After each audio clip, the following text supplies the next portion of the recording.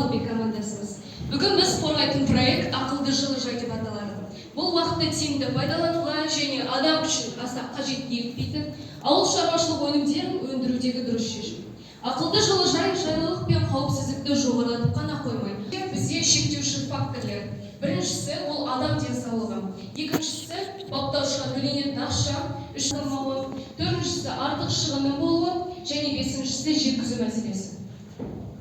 Шешімдері, яғни автоматтандырылған жылыжай қандай шешімдері бар? Біріншісі адам ресурстарын сақтайды, екіншісі қолайлы орта туғызады, үшіншісі экологияны қорғайды, төртіншісі еліміздің ұлттық экономикасының тиімділігін жоғарылатады және бесіншісі қолжетімді баға, яғни жергілікті кәсіпкерлердің арзан өнімдерін ала отырып, қазіргі таңдағы әлеуметтік теңсіздікті жоя алады.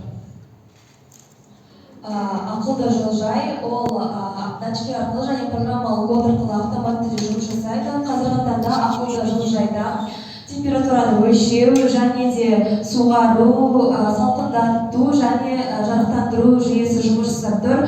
Осы жүйелер арқылы ақылды жылыжай автоматты жұмыс жасайды.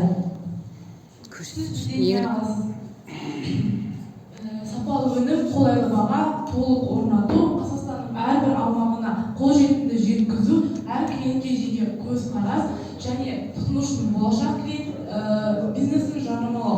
Біз өзіміздің осындай жұмысымызды кез келген нысанды автоматтандыруға қолданамыз. Мысалы, ақылды үй, ақылды ас бөлмесі және ақылды душ.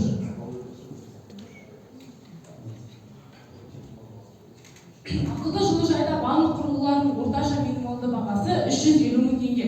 Жеткізу және тұтынушыға дайын тауарды жасап беру тегін түрде жүзеге асады. Датчиктерді программалау және оларды іске қосу курсы 80-100 мың теңге.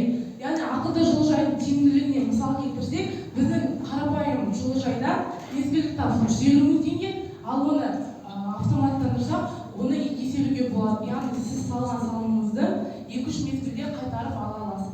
Ал бұл болашақта іске асатын жобалар мен кезеңдер, яғни қазіргі таңда біз датчиктерді орнату және оларды программалау, сату арқылы жұмыс жасаймыз. Алайда болашақта жылыжай ауқымды сұранысқа ие болатын компанияға жетілдіру.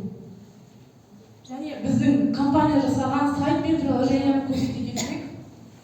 Ақылды жылыжай біздің сайтта. Я прошу прощения, время вышло. Да, у вас ровно 3 минуты проговорили. Давайте мы передадим сейчас. Уважаемые члены жюри, у вас будут вопросы?